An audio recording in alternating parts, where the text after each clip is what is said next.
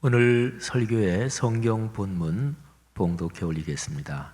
구약성경 스가랴서 3장 1절부터 10절까지에 기록된 말씀입니다. 거룩하신 하나님의 말씀입니다. 대제사장 여호수아는 여호와의 천사 앞에 섰고 사탄은 그의 오른쪽에 서서 그를 대적하는 것을 여호와께서 내게 보이시니라. 여호와께서 사탄에게 이르시되 사탄아, 여호와께서 너를 책망하노라. 예루살렘을 택한 여호와께서 너를 책망하노라. 이는 불에서 꺼낸 그슬린 나무가 아니냐 하실 때에 여호수아가 더러운 옷을 입고 천사 앞에 서 있는지라. 여호와께서 자기 앞에 선자들에게 명령하사 그 더러운 옷을 벗기라 하시고 또 여호수아에게 이르시되 내가 네 죄악을 제거하여 버렸으니 네게 아름다운 옷을 입히리라 하시기로 내가 말하되 정결한 관을 그의 머리에 씌우소서 하매 곧 정결한 관을 그 머리에 씌우며 옷을 입히고 여호와의 천사는 곁에 섰더라. 여호와의 천사가 여호수아에게 증언하여 이르되 만군의 여호와의 말씀에 네가 만일 내 도를 행하며 내 규례를 지키면 네가 내 집을 다스릴 것이요 내 뜰을 지킬 것이며 내가 또 너로 여기 섰는 자들 가운데에 왕래하게 하리라.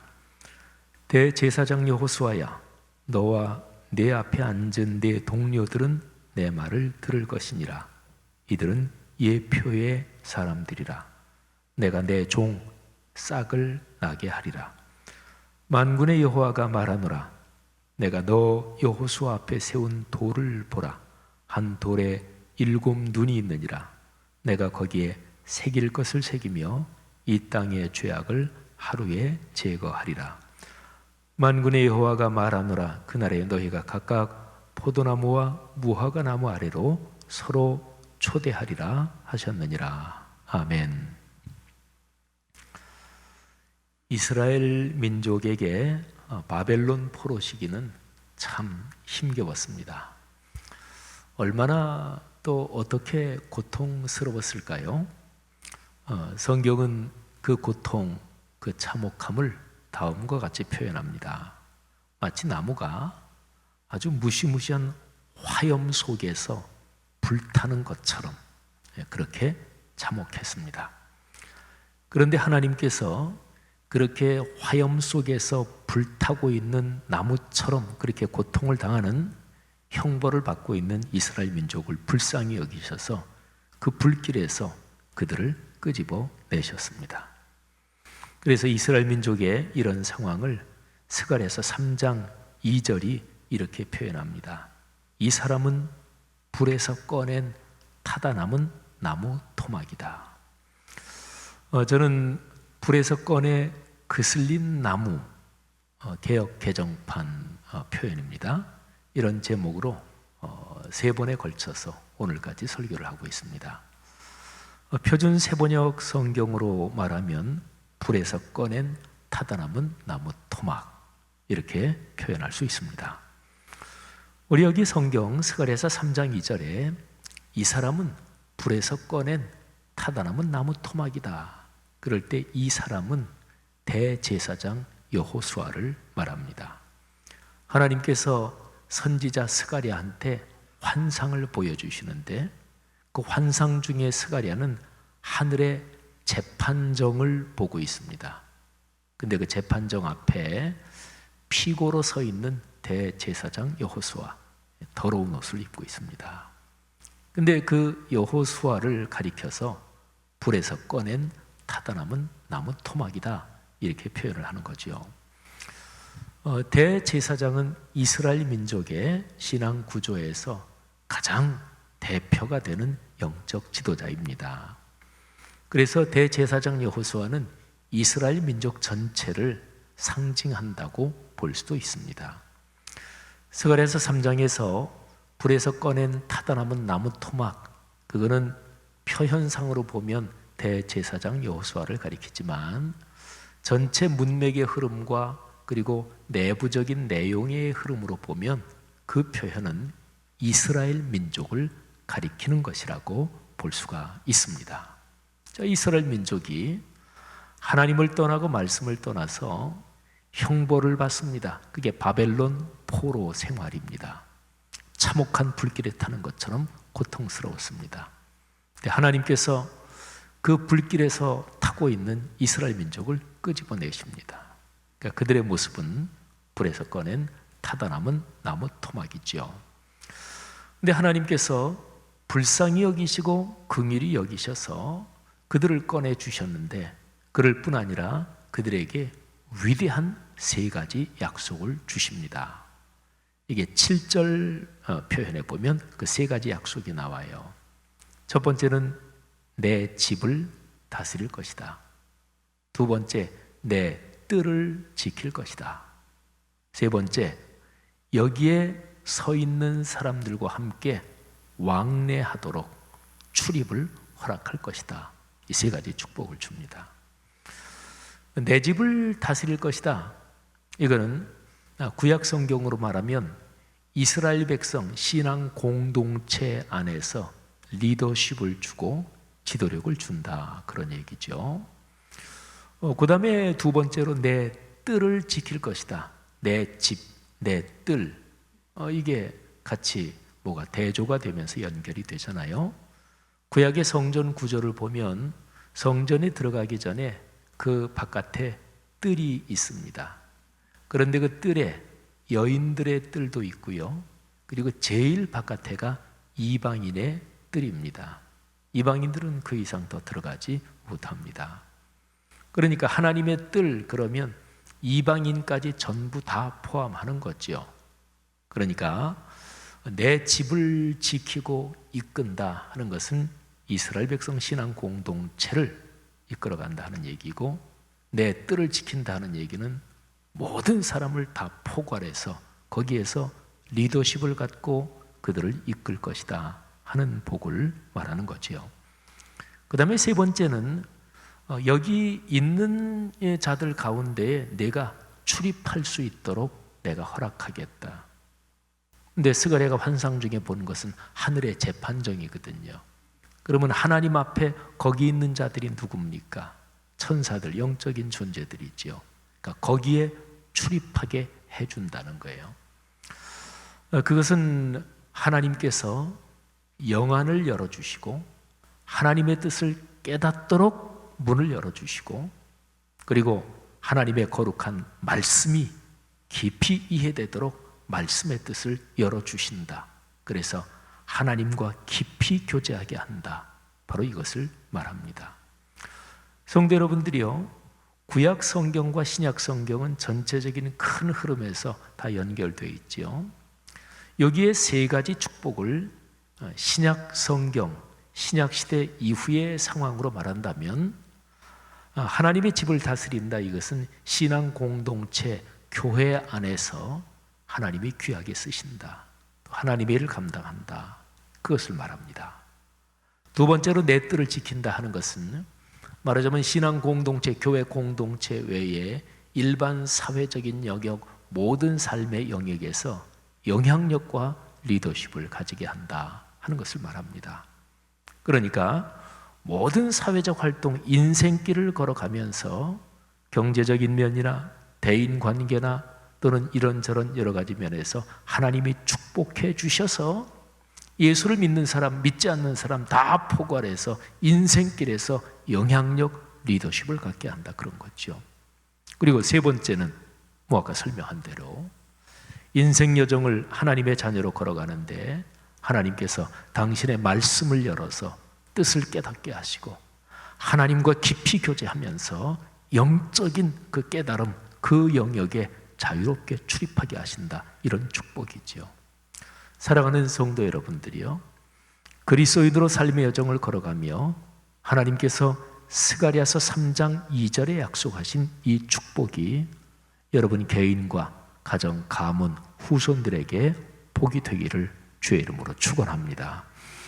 그런데 어떻게 하면 이 세 가지 위대한 축복을 누릴 수 있는 것일까요? 조건이 붙어 있습니다. 이 세 가지 축복은 스가랴서 3장 7절 뒷부분에 있는데요, 7절 앞부분에 보면 그 조건이 이렇게 기록이 되어 있습니다. 네가 만일 내 도를 행하며 내 규례를 지키면, 이렇게 되어 있습니다. 표현상으로는 두 가지죠. 내 도를 행하는 것, 그리고 내 규례를 지키는 것. 표현상으로는 두 가지지만 내용상으로는 한 가지를 그냥 다른 표현으로 반복해 놓은 것입니다. 하나님의 도, 하나님의 가르침, 하나님의 길인데 하나님의 길로 실천한다, 그리고 하나님의 규례, 말씀을 지킨다, 같은 내용이지요. 그러니까 이 세 가지 위대한 축복이 걸려있는 조건은 그거예요. 말씀대로 살면, 하나님의 거룩한 말씀이 삶으로 이어지면, 말씀이 삶이 되는, 바로 그렇게 인생을 헌신하면 하나님이 그런 축복을 주신다 하는 것이지요. 사랑하신 여러분, 저는 불에서 꺼낸 타다 남은 나무 토막, 불에서 꺼내 그슬린 나무, 이런 똑같은 제목으로 1, 2, 3, 오늘이 마지막 세 번째 설교고, 그래서 스가랴서 3장을 계속 묵상하고 있는데, 오늘 세 번째 설교 제목에는 제가 부제를 달았습니다. 부제가 이들을 보라. 이들 축복받은, 하나님의 축복을 받은 사람들을 보라 하는 것인데, 불에서 꺼낸 타다 남은 나무 토막처럼 볼품이 없지만, 또 하나님께 매를 맞아서 참으로 힘든 상황이지만 하나님께서 그들에게 은혜를 베풀어서 세 가지 위대한 축복을 주신다. 그러면 이 사람들은 얼마나 복이 있는 사람들인가요? 사람은 누구나 다 완전하지 못합니다. 그 어떤 사람도 약점이 있고, 그리고 허점이 있고, 그리고 다른 사람에 비해서 뒤떨어지는 부분이 반드시 있습니다. 돈 많고 똑똑하고 이런 사람이 모든 게 다 뛰어난 게 아닙니다. 근데 하나님께서 쓰시는 사람, 하나님께서 은혜를 베푸시는 사람, 그 사람은 하나님께서 그 사람의 약점, 허점까지도 다 끌어안으셔서 사용을 하십니다. 그러니까 중요한 것은 하나님의 은혜를 받느냐, 하나님의 은혜의 품에 있느냐, 이게 중요합니다. 오늘 여기 스가랴 3장에서 하나님의 은혜를 받고 하나님의 위대한 도구로 사용되는 사람들, 이 사람들 얼마나 복이 있는 사람들인가요? 근데 이 사람들에 대한 조금 더 추가적인 설명이 그 뒤에 나오는 3장의 마지막 세 절에 기록이 되어 있습니다. 8절, 9절, 10절. 자, 8절 한번 볼까요? 8절에는 참 중요한 표현이 담겨 있는데요, 한번 들어보십시오. 대제사장 여호수아야, 너와 내 앞에 앉은 내 동료들은 내 말을 들을 것이니라. 이들은 예표의 사람들이라. 내가 내 종 싹을 나게 하리라. 아멘. 여러분, 제가 이 표현을 표준 세번역으로 다시 한번 읽을 테니까 들어보십시오. 여호수아 대제사장은 들어라. 여기 여호수아 앞에 앉아있는 여호수아의 동료들도 함께 잘 들어라. 너희는 모두 앞으로 나타날 일의 표가 되는 사람들이다. 내가 이제 새싹이라고 부르는 나의 종을 보내겠다. 아멘. 자, 여기서 우선 싹, 새싹, 이거는 앞으로 오실 메시아, 그리스도 예수를 가리키는 말이에요. 근데 여기에서 중요한 표현이 예표의 사람들, 미리 뭐를 보여주는 그런 역할을 하는 사람들, 이런 뜻이죠. 누가 예표의 사람들이에요? 여호수아와 여호수아의 동료들이 예표의 사람들이다, 이런 거죠. 어디 돈을 투자하기도 하고 그러죠. 그런데 예를 들어서 이런 상황을 생각해 보십시오. 여러분하고 친한 어떤 친구가 얘기하면서 야, 한 5천만 원 좀 투자해라. 그러면 한 1년 또는 한 2년여간에 아마 거의 한 1억 5천 정도는 수익을 얻을 거다. 그건 굉장한 거잖아요.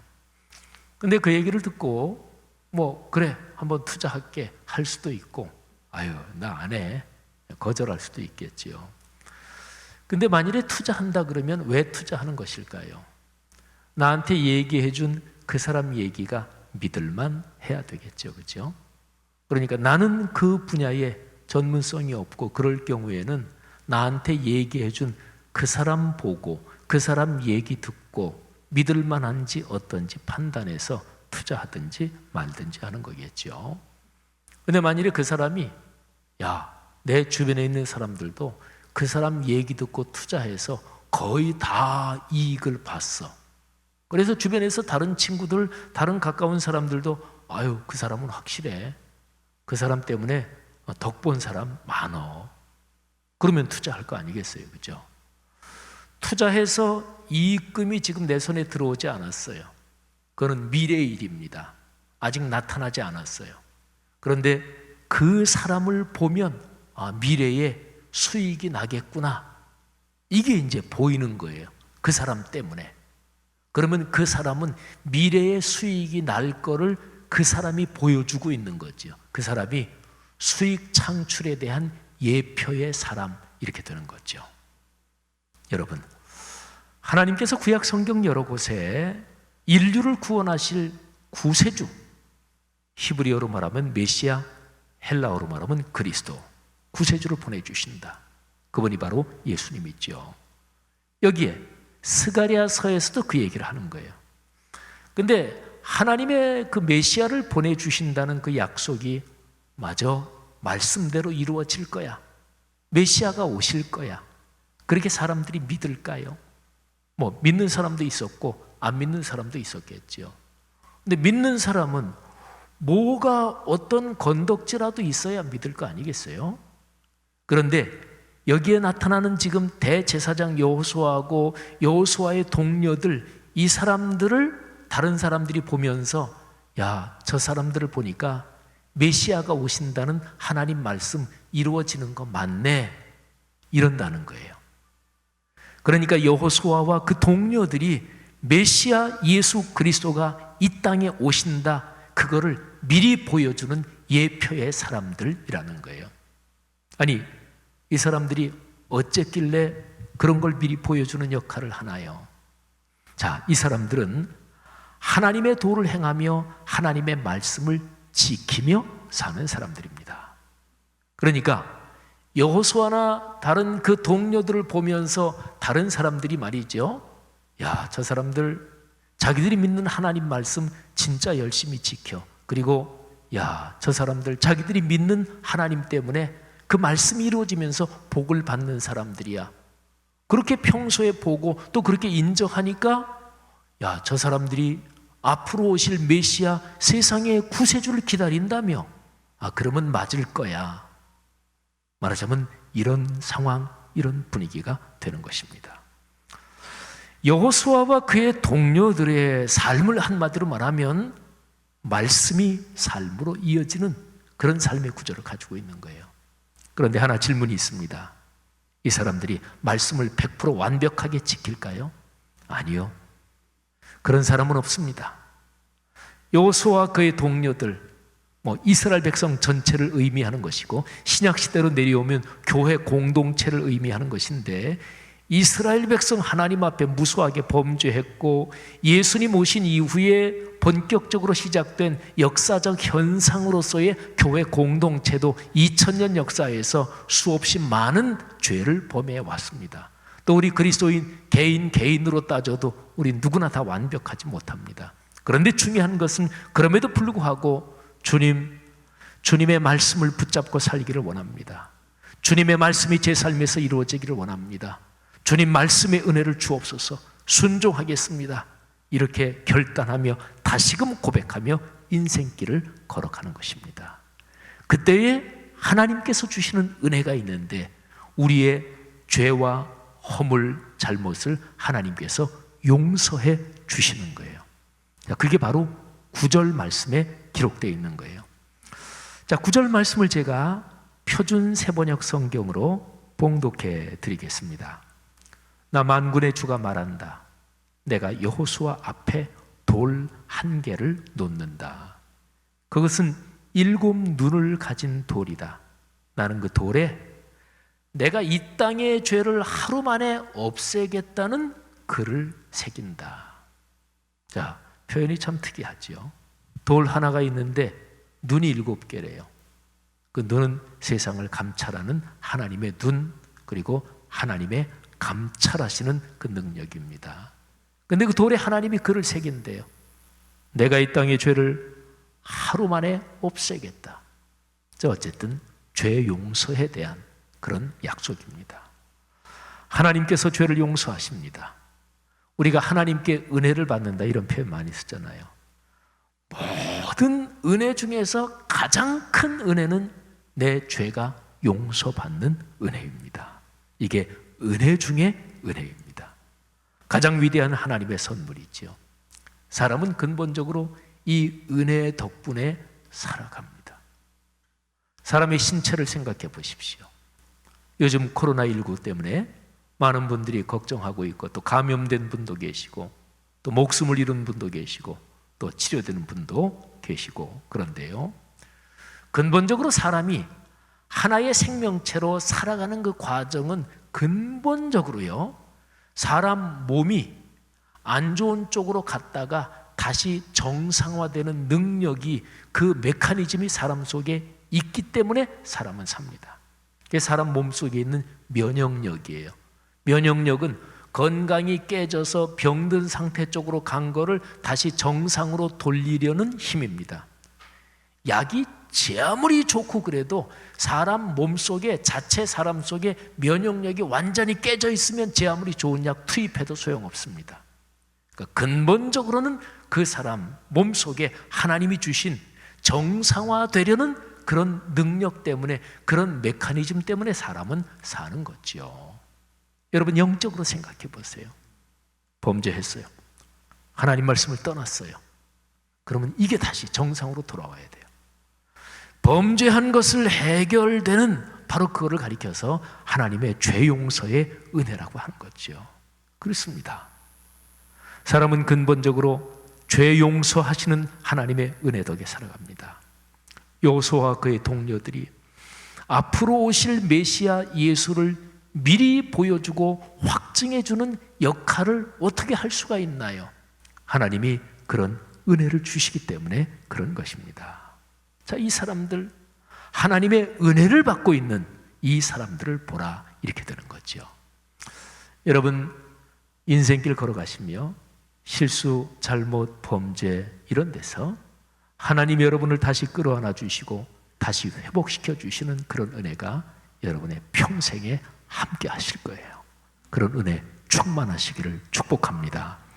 그런 사람들에게 하나님이 주시는 궁극적인 선물이 10절에 나옵니다. 스가랴서 3장의 맨 마지막 절이에요.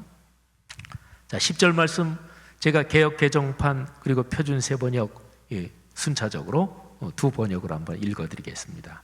만군의 여호와가 말하노라. 그 날에 너희가 각각 포도나무와 무화과나무 아래로 서로 초대하리라 하셨느니라.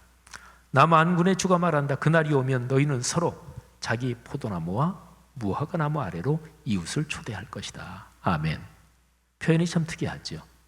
포도나무, 무화과나무 아래로 서로 초대하고 그런다는 거예요. 장면이 아름답죠. 거기에서 뭐 할까요? 같이 식사하고 같이 얘기하고 기쁨과 행복을 누리는 거지요.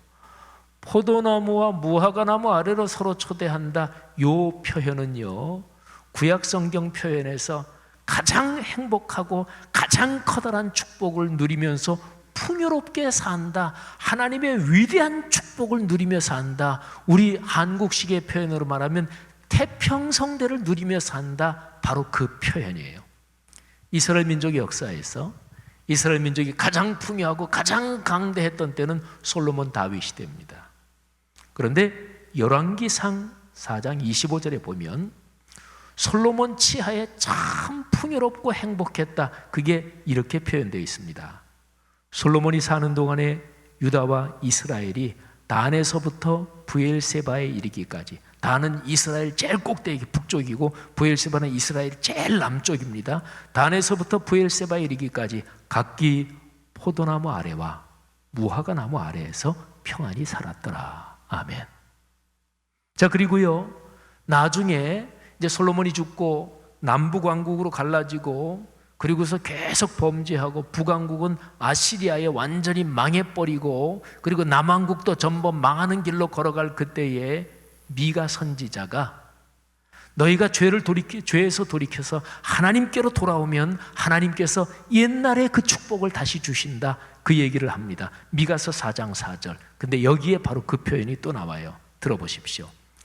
사람마다 자기 포도나무와 무화과나무 아래 앉아서 평화롭게 살 것이다. 사람마다 아무런 위협을 받지 않으며 살 것이다. 이것은 만군의 주께서 약속하신 것이다. 아멘. 그러니까 미가 선지자는 타락의 길로 계속해서 질주하는 자기 민족에게 하나님께로 돌아와라. 그 옛날에 다윗 솔로몬 시대 하나님이 주신 축복 생각해봐라.